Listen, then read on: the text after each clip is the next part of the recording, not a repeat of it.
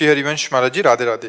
महाराज जी, दिनचर्या और नियमावली बनाना तो आसान सा लगता है, परंतु उसे आचरण में लाना बहुत मुश्किल, बहुत प्रमाद आलस्य भी हो जाता है, शायद क्योंकि अभी इतनी विकलता नहीं है भगवत प्राप्ति की। हाँ, विकलता नहीं भगवत प्राप्ति की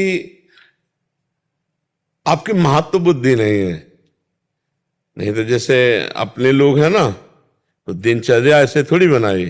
जैसे आज की तुम्हें बता रहे हैं, 12 बजे रात्रि के नेत्र खुले, तो लगा अब तो 1 घंटा केवल रह गया, हम 1 बजे शौच स्नान को जाते हैं, कहीं लेट गए तो सो जाएंगे, तो सोफा में बैठ गए शांत। 1 घंटा पहले से तैयारी है कि हमको स्नान जाना है, 1 बजे स्नान, क्योंकि 2 बजे तो रोड में उतर आते हैं।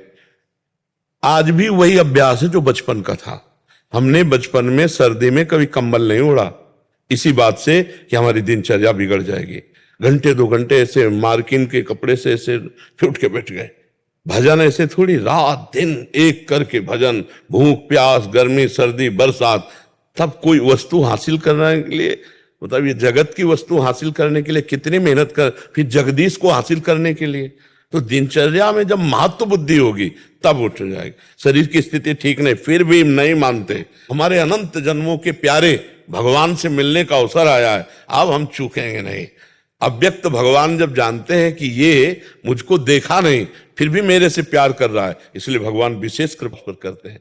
नाम जप का, नियमावली का ऐसा सुन रखो कि हमने कभी अलार्म नहीं रखा, अलार्म वाला सिस्टम कभी नहीं रखा। दिमाग का अलार्म ऐसा चलता रहा है कि 5 मिनट ऊपर नीचे की बात नहीं कह सकते। नहीं कभी ऐसी, कभी 102 बुखार, किडनी फेल, चलने की हिम्मत नहीं, हमें पकड़ो, हमें ले चलो, हमें पकड़ के लेना, हमारी जो नियमावली हमें कराओ। अगर हम 4 राउंड घूमते हैं तो हम नहीं चल पा रहे तो व्हील चेयर में बैठा लो, हमें 4 राउंड घुमाओ। हमारी दिनचर्या है। ऐसे जिद्दी स्वभाव से दिनचर्या, ऐसे नहीं यार आज तो सो जाते, ऐसे कभी पूरे जीवन में ऐसा नहीं हुआ।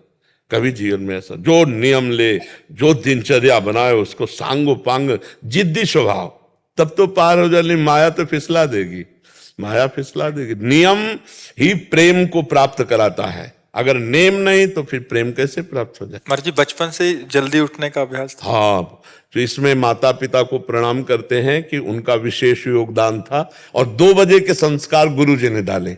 जो हम जिनकी शरण में गए 13 वर्ष की अवस्था में भाग के, तो ऐसे तखत में वो लेटते थे, नीचे जमीन में हम लेटते थे, तो जहां 2 बजते कहते बच्चा उठ उठ, देख किसान लोग हल जोतने जा रहे हैं, तुम बाबा जी होकर पड़े, उठो बैठो।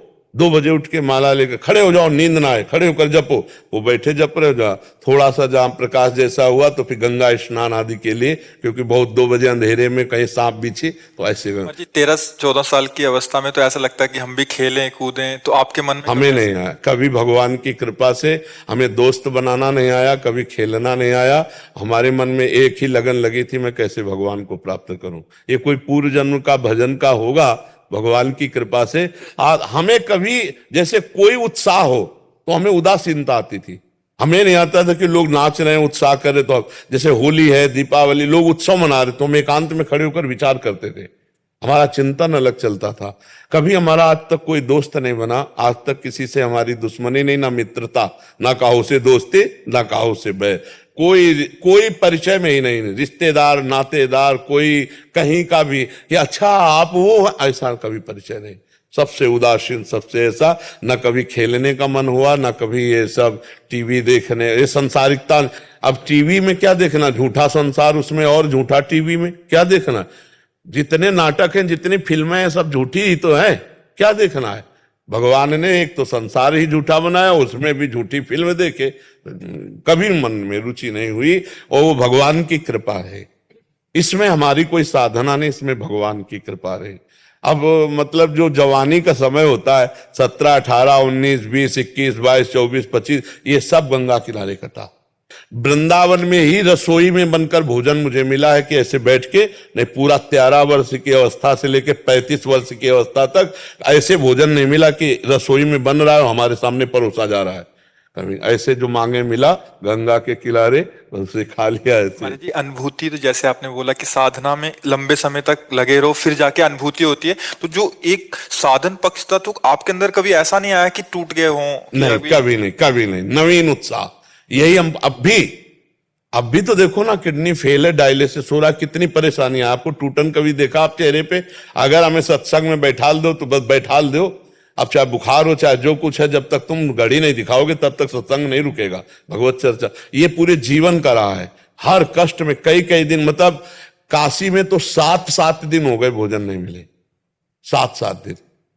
क्योंकि वहां 80 घाट में भिखारियों के बीच में बैठो जाके तो कुछ सतुआ मिल गया या बर्फी मिल गई, वहां घाट में कौन भोजन देने जाता। तो महाराज जी ऐसा नहीं लगता था इतनी भजन भी कर रहे हैं उसके बाद भी इतनी प्रतिकूलताएं? चिंतन ही नहीं था प्रतिकूलता का, चिंतन तो लक्ष्य का था कि भगवत प्राप्ति हो, मुझे भगवान की, ये सब नहीं।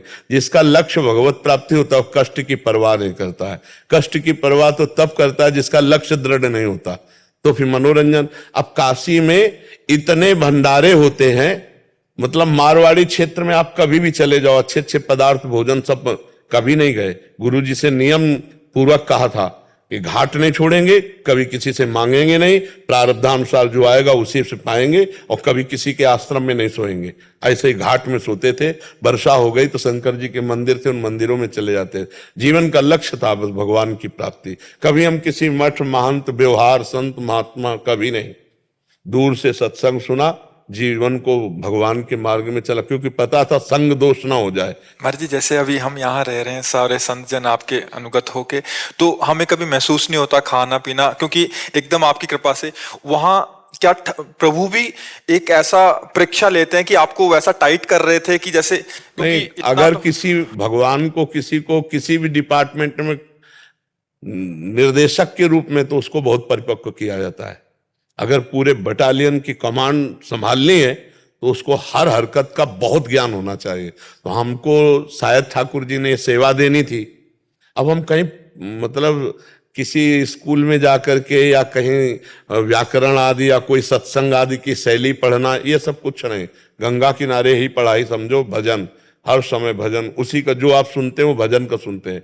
आप लोग जो सब छोड़ छाड़ करके भगवान के मार्ग में आए, उसी भजन का आकर्षण है, उसी भजन का।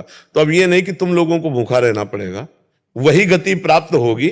लेकिन मतलब एक होता है, भगवान का विधान होता है कि जो महापुरुषों को चढ़ाई पर चढ़ा करके, तो वो सबको नहीं, वो अपनी तपोबल से, अपनी चढ़ाई से 50 लाखों को वो पार मद भक्ति युक्तो भुवनम पुनातु, मेरी भक्ति से युक्त होकर वो भुवन का भुवन पावन कर सकता है। इसलिए भगवान को शायद ऐसा करवाना था। तो ये भगवान सामर्थ्य देते हैं। हम तो ऐसे चले जैसे हमको कोई चला रहा है, वही सब चला रहे, वही सब कठिन से कठिन। अब जैसे सावन आया तो सावन में गंगा जल से ही रहेंगे, केवल गंगा जल पी कर रहे। अब वो भगवान सब सामर्थ्य देते थे, भगवान सब संकल्प देते थे, वही सब पार करते थे। महाराज जी कभी कभी सुनते हैं जैसे ऐसा, या जो आपके साथ रहे हैं कभी मिलते हैं, आपकी पूर्व का दिनचर्या बताते हैं, तो अभी सुन के इतना डर लगता है कि ऐसा भी जीवन होता हो। यही वृंदावन में हितधाम में कुशासन बिछा था, और बोरा जो होते ना गेहूं के, वो ओढ़ने के थे। टाट पट्टी उड़ा, 2-3 महीने बाद उनको साइड में किया, कुशासन में लेटना और मांग के खाना निरंतर। भगवान 1-2 दिन का जीवन थोड़ी है। अब मान लो 55-56 की आयु तो हो ही गई, और बचपन से पूरा अब जो जीवन है वो जरूरत थी इस बात की।